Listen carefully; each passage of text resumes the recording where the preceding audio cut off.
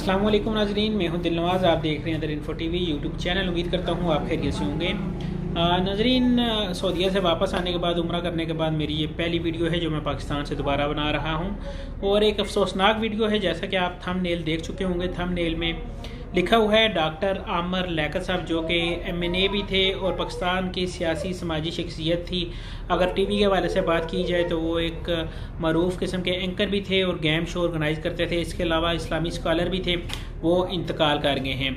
और आपको पता हो कि पिछले दिनों बहुत खबरों की जीनत बने रहे हैं अपनी शादी के हवाले से, जो कि वाइफ उनको छोड़ के गई थी। इसके हवाले से काफ़ी खबरों की जीनत बने और उन्होंने अपनी हर खबर का डिफेंस किया। लेकिन आज जो ARY पाकिस्तान TV है, वो उसकी खबर के मुताबिक वो इंतकाल कर गए। वो रात को 11 बजे ड्राइवर के साथ अपने घर गए और सुबह बंद कमरे में उनकी लाश मिली।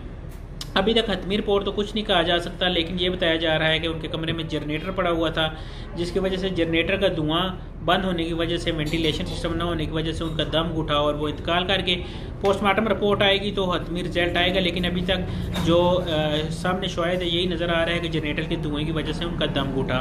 तो नाज़रीन, मुझे दें मेरी नेक्स्ट वीडियो की इजाज़त। अल्लाह हाफिज़, अल्लाह ने के बाद।